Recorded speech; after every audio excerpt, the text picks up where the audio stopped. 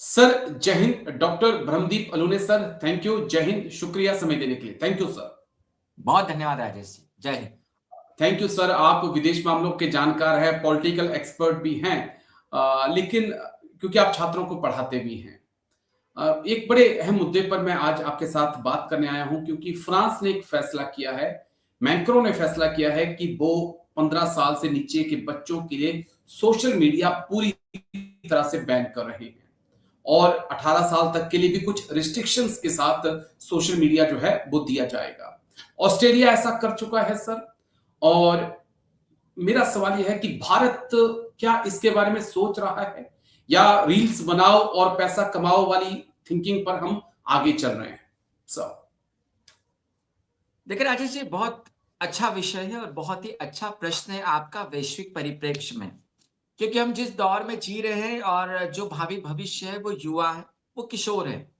वो क्या सोचते हैं, वो किस दिशा में जा रहे हैं, उनकी सोच क्या होना चाहिए, वो भविष्य को कैसे देखेंगे, ऐसे बहुत सारे प्रश्न खड़े होते हैं। और सोशल मीडिया जो है वो बहुत सारे प्रश्नों पर विराम लगा रहा है और बहुत सारी उम्मीदें भी जगा रहा है। लेकिन बात यह भी है कि सोशल मीडिया आसानी से उपलब्ध होता है और जो वैचारिक जो विचार हैं वो घर-घर जी। तक पहुँच जाते हैं और विचार कैसे भी हो सकते हैं।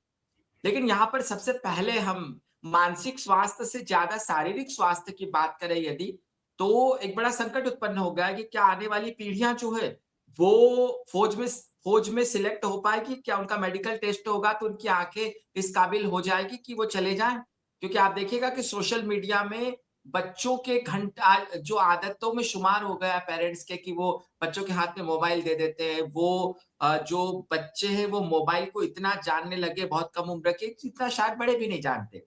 बिल्कुल। तो ऐसे में उनका जो शारीरिक स्वास्थ्य वो निरंतर गिरता जा रहा है, उनकी आँखें कमज़ोर होती जा रही है। तो शारीरिक फ़िटनेस यदि बना नहीं रहा तो आने वाले समय में सुरक्षा को लेकर चिंताएँ बढ़ सकती है। एक तो जो यूरोपियन देश है वहाँ पर वैसे जनसँख्या कम हो रही है और ऊपर से समस्या ये है कि शारीरिक स्वास्थ्य बना रहेगा या नहीं रहेगा। अब दूसरी बात, सवाल मानसिक स्वास्थ्य का है तो और समस्या गंभीर हो जाती है। क्योंकि जो पठन-पाठन की उम्र होती है, वहाँ पर बच्चों के सामने किताबें होना चाहिए। जैसे जर्मनी में बहुत अच्छा नियम है। जी। जर्मनी में जब छोटे-छोटे बच्चों को किताबें नहीं दी जाती, उनको टेस्ट लिया जाता है और उनको कह दिया जाता है, आप लाइब्रेरी में चले जाइए, लाइब्रेरी में किताबों को ढूँढिए और किताबों को ढूँढ के आपको अपने विषय के बारे में लिखना है। मतलब जो बच्चे हैं, उनको किताबों तक पहुँचाया जाता है और यह जो योजना है जर्मनी की बहुत दिलचस्प है कि वहाँ पर बच्चे क्या बनेंगे या उनकी पसंद का विषय क्या होता है, ये परीक्षक तय करते हैं या स्कूल तय करता है उनकी पसंद को देखकर। यदि जी। बच्चा ज़्यादा से ज़्यादा किताबें ढूँढता है, तो फिर वो रिसर्च को पसंद करेगा। यदि वो बिल्कुल किताबों को नहीं ढूँढता है, इसका मतलब है कि उसकी जो सोच है, वो साहित्य की ओर हो सकती है। तो लेकिन सोशल मीडिया के दौर में जबकि नॉलेज आ रहा है आपके पास, उस नॉलेज की कितनी गुणवत्ता है उसके बारे में पता नहीं। तो जी। ऐसे में ये बहुत अच्छा विचार है, ऑस्ट्रेलिया ने लगाया, अब फ्रांस लगा रहा है और जब विभिन्नता वाले देशों में तो और समस्या खड़ी हो जाती है क्योंकि जैसे-जैसे हम आधुनिक होते जा रहे हैं, वैसे-वैसे जो मध्ययुगीन विचार है या जो यूँ कहें आप कबीलाई संस्कृति के विचार है, वो भी बच्चों तक आसानी से पहुँचाए जा रहे हैं। तो ये बड़ा संकट हो गया मतलब मानसिक स्वास्थ्य के बिल्कुल। साथ फिर आप सांस्कृतिक टकराव की ओर बढ़ जाते हैं। तो क्या जो हमारे नौनिहाल है, जो छोटे-छोटे बच्चे, वो सांस्कृतिक टकराव की ओर बढ़ जाएँगे? तो यदि आप सोशल मीडिया पर बैन लगाते हैं, इसका मतलब बहुत स्पष्ट है कि आप अपने बच्चों के मानसिक स्वास्थ्य के बारे में सोच रहे हैं, आप बच्चों के ओ, शारीरिक स्वास्थ्य के बारे में सोच रहे हैं और आप उस सांस्कृतिक टकराव को रोकने की कोशिश भी कर रहे हैं, जो आने वाले समय में विश्व की सबसे हो बड़ी सकता है। समस्या देखिए बन सकता है। डॉक्टर साहब, ये एक चीज और बड़ी गहनता से मैं देखता हूँ, क्योंकि अगर आज किसी बच्चे के पास मोबाइल है, अब वो 5-6 साल का है या 8-10 साल का है, 12 साल का है, 14 साल का, 15 साल का भी है, अगर वो मोबाइल यूज कर रहा है, आप उसे एक बार मोबाइल लेके देखिए, वो एकदम से चिड़चिड़ा हो जाता है। क्या एक एडिक्शन, जिस प्रकार से ड्रग की एडिक्शन होती है इंसान को, क्या सोशल मीडिया की एक एडिक्शन यूथ को लग रही है? एक तरफ आप ड्रग्स से हिंदुस्तान को बर्बाद कर रहे हैं, हम देख रहे हैं कि पंजाब हो, हिमाचल, जम्मू कश्मीर, दिल्ली, कई स्टेट में ड्रग्स फैली हुई है और युवा हमारा बर्बाद हो रहा है। दूसरी तरफ जो जो यूथ बचा हुआ है उसको आप सोशल मीडिया की एडिक्शन लगा के बर्बाद कर रहे हैं। यही कारण हम देख रहे हैं कि 14, 15, 15 साल के बच्चे वो अपराध कर रहे हैं जिसके बारे में कल्पना नहीं की जा सकती है। राजेश जी, बिल्कुल। देखिए, बहुत बहुत अहम सवाल है आपका कि मोबाइल आपके पास होने के कारण, सोशल मीडिया होने के कारण, इंटरनेट होने के कारण जो बच्चे हैं उन तक जो पोर्न जैसी जो बीमारियां हैं वो बहुत आसानी से पहुंच रही है, और यही कारण है कि अपराध बहुत तेजी से बढ़ रहे हैं, और पढ़े लिखे सभ्य समाज में अपराध बढ़ने का सबसे बड़ा कारण ये हो गया है। लेकिन दूसरा एक तथ्य ये भी देखिएगा कि आप जब स्कूल या कॉलेज में प्रवेश करते हैं तो किसी गार्डन में बैठे हुए बच्चों की भीड़ को आप देखिएगा, विद्यार्थियों की भीड़ को देखिएगा, वो अपने-अपने मोबाइल में डूबे रहते हैं। मतलब कि आप जो है आप आपको याद होगा जो हमारा दौर हुआ करता था जब हम जी, ग्राउंड में खेला करते थे। या हम वैचारिक चर्चा करा करते थे या चौराहों पर चर्चा होती थी, वो चर्चा खत्म होके आप मोबाइल को देख रहे हो। सबसे बड़ी बात है, आप मोबाइल को क्या देख रहे हैं, इसके बारे में कोई पता नहीं। आप सच समझिए कि जो आजकल दुनिया में डी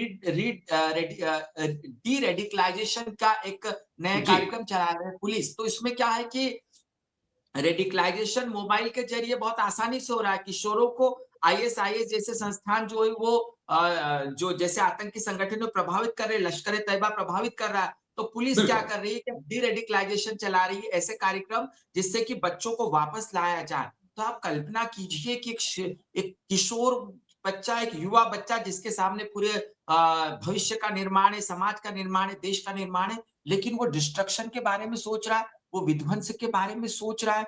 तो ये जो समस्या है, ये बहुत गहरी है, और यह ओके, एक ऐसी समस्या है जो पेरेंट्स के वश में नहीं है, जो टीचर्स के वश में नहीं रही है, या जो संस्थानों के वश में नहीं है। तो फिर आप उनको कैसे बचाएँगे? आपको निश्चित तौर पर ऐसे जो इंस्ट्रूमेंट हैं, जो कि पूरी दुनिया के ऐसे विचार जो युवाओं तक नहीं पहुँचना चाहिए, यदि उन तक पहुँच रहे हैं तो आप उनको बैन करना पड़ेगा। ये बहुत एग्री सर। ज़रूरी है, क्योंकि यदि आप ऐसा नहीं करते तो आने वाले समय में समस्याएँ और बढ़ेगी। राजेश ओके, जी। बस मेरा एक आखिरी सवाल जिससे मैंने शुरू किया था उसी के साथ अंत भी करना चाहूँगा। भारत सरकार इसके बारे में कुछ सोच रही है कि हम अपने बच्चों के लिए, हम अपने टीन्स के लिए कुछ ऐसी चीज़ें लाएँ ताकि वो सोशल मीडिया का यूज़ ना कर पाएँ, कम से कम 15 साल क तक तो बिल्कुल बैन और 18 साल तक भी कुछ रिस्ट्रिक्शंस के साथ यूज़। भारत सरकार इसके बारे में सोच रही है या जैसा कि प्रधानमंत्री ने कहा था बिहार इलेक्शन में कि रील्स बनाओ और पैसा कमाओ, हम उसी थ्योरी पे चल रहे हैं कि फेसबुक पर, यूट्यूब पर वीडियो बनाते रहिए, पैसे कमाते रहिए। राजेश जी, देखिए, भारत सरकार को सोचना पड़ेगा। यदि नहीं सोच रही तो सोचना पड़ेगा, क्योंकि हम एक बहुत विविधता पसंद समाज को पसंद करते हैं। हमारे जो आने वाले जो युवा देश को रिप्रेजेंट करेंगे, उनके सामने सही विचार आना चाहिए। लेकिन अब सोशल मीडिया पर सांप्रदायिक विचारों की जो बाढ़ देखने को मिलती है, जिस प्रकार से चीज़ों को, तथ्यों को गलत तरीके से पेश किया जाता है, एक-दूसरे पर कमेंट किए जाते हैं, तो यदि ये बहुत कम उम्र से यदि ये युवाओं के सामने आ रहा है, यदि पोर्न मूवी बहुत जल्दी युवा उस ओर देख रहे हैं, तो ये किसी पर्सनल युवा का भविष्य बर्बाद नहीं करेगा। ये समाज पर प्रभाव डालेगा, देश पर प्रभाव डालेगा। तो जो भारत जैसा देश है, जो युवाओं से आबाद देश है, जिसकी युवा शक्ति, जिसके सामर्थ्य पर हम पूरी दुनिया के सामने प्रदर्शन करते हैं कि हम इतने सामर्थ्यवादी है, उस सामर्थ्यवादी शक्ति को बनाए रखने के लिए आपको सोशल मीडिया को प्रतिबंधित करना पड़ेगा, मोबाइल से बच्चों को दूर करना पड़ेगा, क्योंकि और यदि हम उनको प्रतिबंधित करके किताबों की ओर करते हैं, तो वो बेहतर जी, तरीके से रिसर्च बन पाएँगे, वो बेहतर तरीके से विद्यार्थी बन पाएँगे, और वो बेहतर तरीके से राष्ट्र का निर्माण कर पाएँगे। तो निश्चित तौर पर आने वाले समय में सरकार ऐसी सोचेगी, ऐसा उम्मीद तो की ही जा सकती है। राजेश ओके जी। सर। मुझे तो ऐसा लगता है सच कहूँ कि मैं सोशल मीडिया को एक ड्रग्स के तौर पर फिलहाल देख रहा हूँ कि एक ड्रग्स का काम जो है सोशल मीडिया हमारे यूथ के अंदर कर रहा है। लेकिन चलिए उम्मीद करते हैं कि भारत सरकार भी सोचेगी और जल्दी ही सोचेगी। लेकिन थैंक यू, बहुत-बहुत शुक्रिया ब्रह्मदीप अलूने सर, आप आए, इस मुद्दे पर बात की आपने। थैंक यू सर, जय Hind, take care sir. Thank you जय सर।